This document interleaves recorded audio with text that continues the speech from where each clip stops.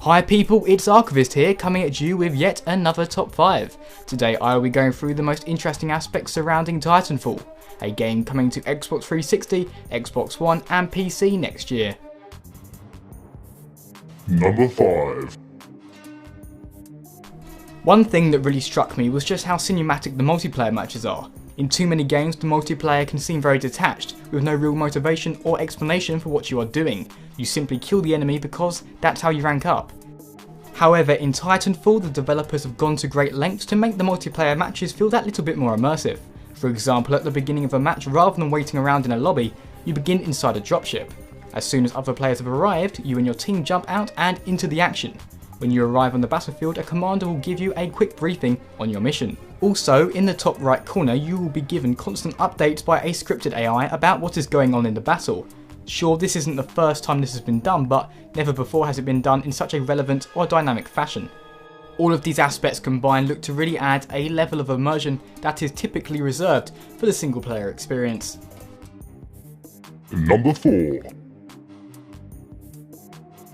Titanfall, like many of the other games I have covered, is a next-gen title, and this comes with certain benefits. First off, the experience overall will be larger. This means bigger maps and generally just more content. Probably the most appealing factor to many of us though are the graphics. I'll be honest, from what I've seen so far they don't look like the best next-gen has to offer, but they are impressive nonetheless. Sadly, PS4 gamers won't get a chance to play this game. However, if you own a PC, Xbox One or Xbox 360 you're in luck. Although keep in mind, many of the benefits I have mentioned won't be coming to the 360. Number 3.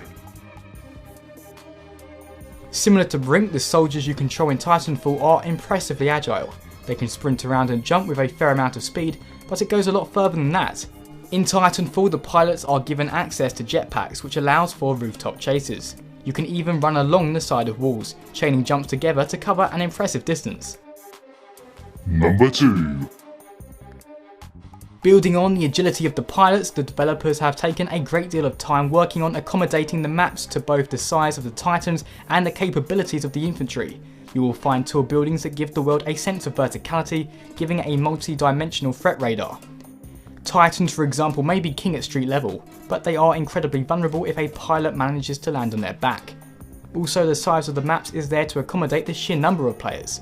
In the Xbox One and PC versions, you can have as many as 64 players per match, although I doubt this will be the same for the 360 version. It's number 1.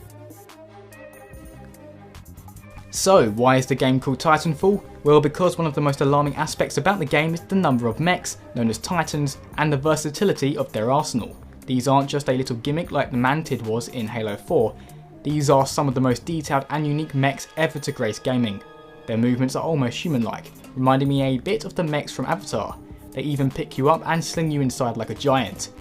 Being so large, the weapons they are able to hold are gigantic, such as the machine guns that can shred enemy infantry. But the fun doesn't stop there.